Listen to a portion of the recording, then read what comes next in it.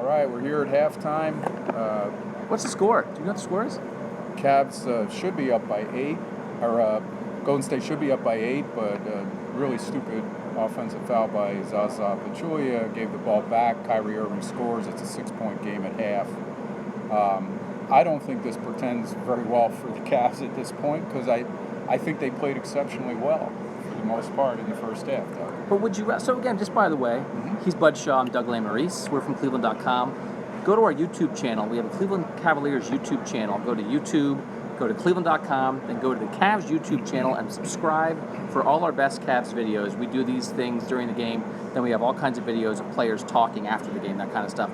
We'll take questions and comments from you guys here in a second. Hey, you guys, first comments in.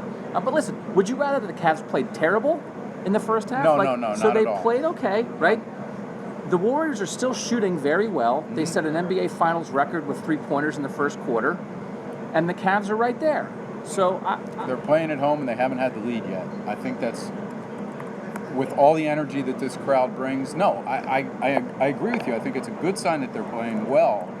But it's, in Game 3 last year, as you remember, under similar circumstances, they ended up winning a game by 30 at home. So they don't win by 30, then you're mad. no, that's not it at all. I don't know if they can keep this pace up. LeBron James, for most of the first half, had only missed one shot, and they were still down 4-6-8 points at various times. So, yeah, I think the one good sign is that Kyrie Irving looked like he started to really force the issue on offense, and they're going to need him to have a great game. Remember back in Game 5 of last year when both he and LeBron went for 40-something.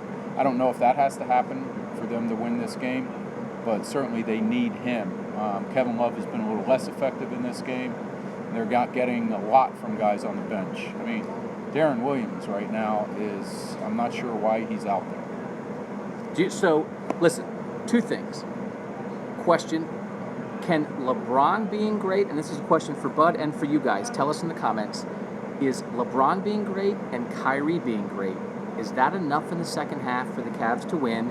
And there was a lot of talk about pace before this game. It's pretty fast. Is that okay? Can the Cavs keep this up? Is that the way to win? Well, I don't know that it's okay, but I don't think they had a great alternative. Last year, again, I hate to keep bringing it up, but they got back into this series last year in Game 3 because they ran with the Warriors without Kevin Love, who was in concussion protocol at the time, and ended up winning a game by 30 points. Now, they don't have to win by 30 points to get back in the series, but I don't see how this team should be expected to change its style this late and play a slower version of basketball, especially against a team that's as good as they are in half-court defense. So I think they're making the right decision by running with these guys. The question is, can they run with them into the fourth quarter? And is LeBron going to be exhausted by that point? She Hate Me, who is always a loyal watcher, Mark Green is loyal, he's back. She Hate Me said, they're just too good. Time to tip your cap to the better team. Is that what Cavs fans... I said, just because the Warriors played well at home in the first two games, I did not think this series was over coming back to Cleveland. I picked the Warriors to win in 6. I expected this to become a much more competitive series in Cleveland. It was a very competitive series in the first half of Game 2. Sure. Are you, as Cavs fans now, ready? Are you at the tip your cap phase that the Cavs gave a really good shot in the first half, but they're still down 6, and you say that's the best they've got? Is that where we are, Bud? Well, money making says this series is not over, and I agree, it's not over. But it takes a huge effort from these guys to win a game in the series. And that's all they can do tonight. They can't do anything else, so they might as well do at least that. But I just think it's going to be really hard. This is such a deep offensive team.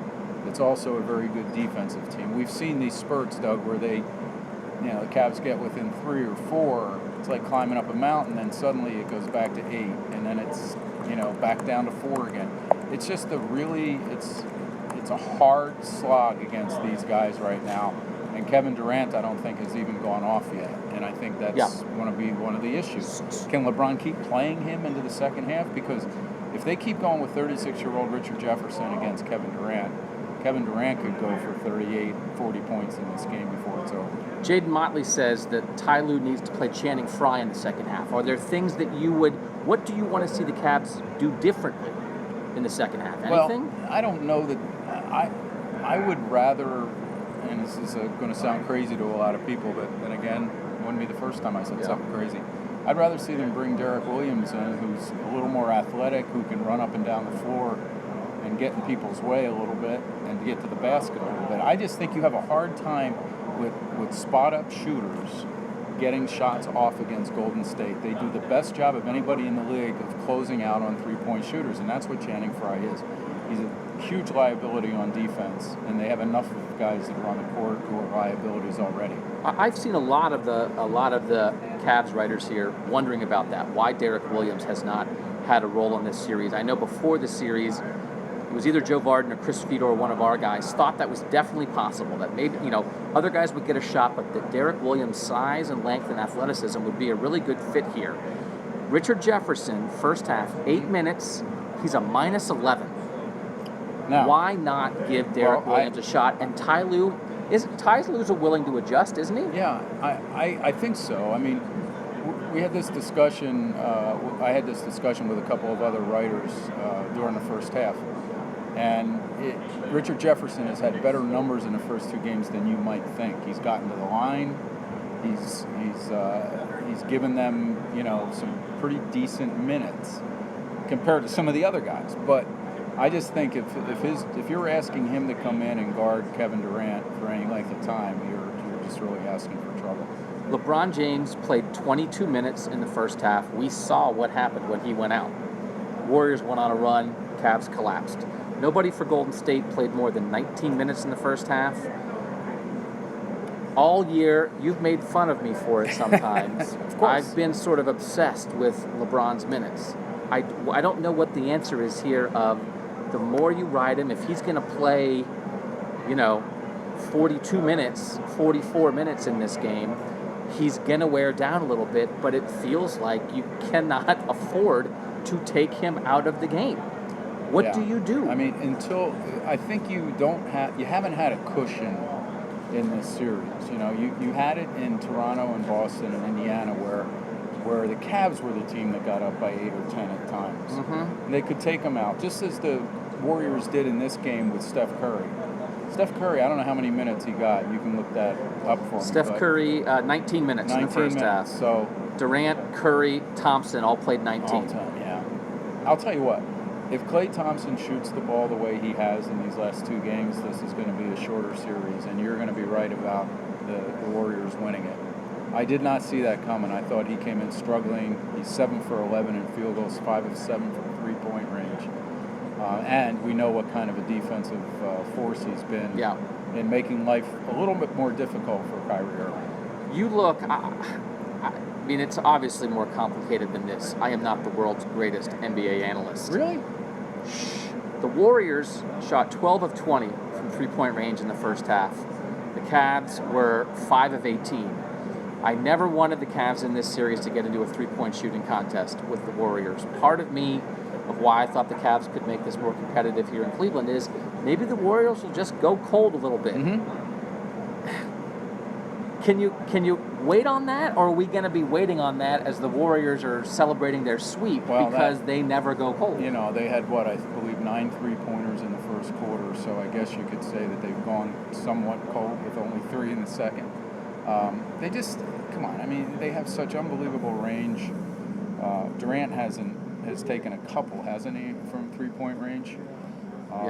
Which you don't really mind him doing. Durant's 2 for 3. But he's 2 for 3. Steph Curry's 4 for 6. Klay Thompson 5 for 7. Look, it clearly, Draymond Green's 1 for 5 and 0 for 2 from three-point. Clearly what the Cavs would like to do is get the ball to swing to Draymond Green with the shot clock winding down and have him take shots. It happened early in the first quarter. It didn't happen a whole lot more after that. But other than that, there aren't a lot of great choices here. We talked a lot leading up to this about the Cavs bench, and that we knew that When the Warriors brought in Kevin Durant, part of the sacrifice a little bit was losing some of the guys on their bench. They still had Andre Iguodala. They still have Sean Livingston, who are two really good bench guys. We thought, though, maybe with what David Griffin had added with Darren Williams and Kyle Korver,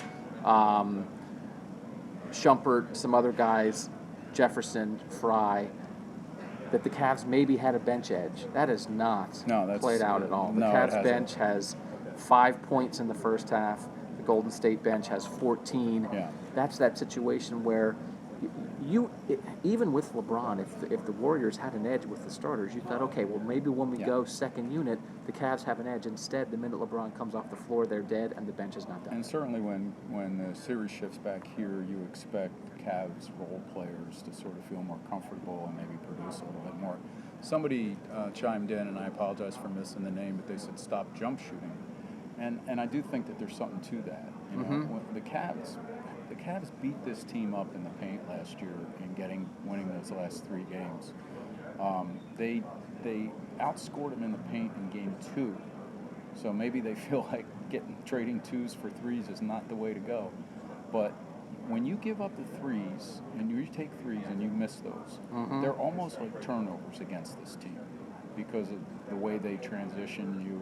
And we saw it happen with LeBron James late in the second quarter, takes a 3, misses it. And then suddenly the ball is in Kevin Durant's hands down the end for a dunk. And that's what happens against this team. So if you're going to shoot 3s like that, somebody better get back. Greg Flanagan had asked, my friend is wondering what alley you guys are broadcasting from. We're actually in the first row of the media seating.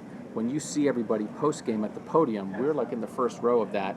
It's just that this is what the rest of the room looks like. Yes. They have a nice NBA Finals backdrop up there when LeBron and Ty Lue and Steve Kerr and Steph Curry sit up there. When guys like us sit in here, it looks like we're in an alley. Okay, so hey, there's what it looks like up there. Okay, that's where they sit, and this is where the minions sit. Kyle Korver has not maybe been the influence. He had a dunk. Everybody got excited about the dunk. He's 0 for 1 on 3-pointers, though. You thought maybe in a series where, again, if you're going to get into the 3-point shooting contest, you had a guy like him. He has maybe not done that. J.R. Smith, I was surprised that we knew J.R. didn't have a great year. Was injured when he came back, was not a great offensive player. I've been waiting for him to heat up a little bit. He hit the shot right away at the start of this game. He's only taken 3 shots. He's 2 for 3 on 3-pointers in 15 minutes. He's a guy that I've been waiting. I mean, he can't carry you for a game. He can carry you for a 6-minute stretch. Yeah, and I think that hasn't happened. Could that happen? It could happen still. When they came out in this game, they ran a play for him in the first possession, didn't get it to him because the Warriors cut it off. The second time around, they did get it to him, and he hit his 3. So the fact that he's made his first couple shots, I think, is a good sign. I think it should be part of the offense coming out now in the third quarter.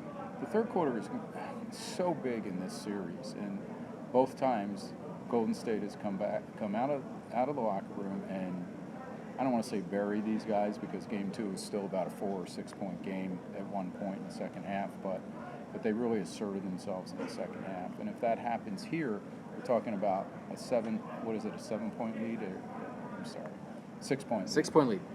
It's a 6-point lead already. If they come out and do what they did in Game 1 in the third quarter, suddenly it's going to be 16, and then I don't know whether this team can recover. So when I did this at halftime from my basement, people complaining this is an alley. You should see my basement. Yeah. In Game 2, it was a close game at halftime. I asked you guys who you got second half.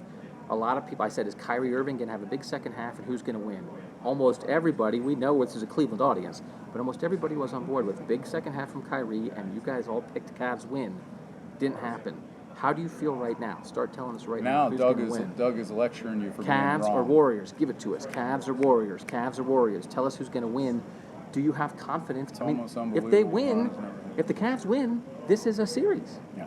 This is a series because the Cavs win, you get momentum for Game 4. I mean, the Warriors are great. If you somehow get back to Golden State at 2-2, this is a series, and this half of the game is going to decide whether this is all but over or whether this is a series again. I thought coming in here, and to remind everyone how ridiculous I do look at times, I did pick them to win in 7 games. So I thought that the Cavs would come in and that the team lugging all the baggage in this series was going to be the Golden State Warriors. that the Cavs would feel like they were playing with some house money here, that Golden State was trying to live down the shame of losing a 3-1 lead last year, and all of that stuff. Durant feeling the pressure. They have been playing free and easy basketball, and the only way to change that is to win this game and then come back Friday. If you can do this 2 games in a row, and you suddenly get back in there in Game 5 in Oakland in a tight game, you're going to start to see these guys start to worry seriously about whether they're going to lose another series to this team. You guys are pretty split on this, on the answers. We got probably a little more Cavs than Warriors, but not as much confidence as last time. The thing a lot of people are agreeing on, you got to get to the basket. People don't want to see LeBron shooting threes. They want to see Kyrie and LeBron getting to the basket for the Cavs to have a chance to win. To answer, I can only answer for myself, and I got mine at Costco. Oh, is it a plaid question? No, just want to know where we got the shirts. Oh. Yeah, it's the exclusive Bud and Doug line. Look for that on Amazon soon. All right, thanks to you guys for joining us. Subscribe to our Cavaliers YouTube channel. Get all the best Cavaliers videos, not just us talking, but LeBron James, Kyrie Irving, all the guys you care about. Read cleveland.com right after the game. Joe Varden, Chris Fedor, maybe us. Who knows? Thanks for following. We'll see you guys for Game 4 again. We'll see what happens in this one. He's Bud, I'm Doug. See ya. See you guys.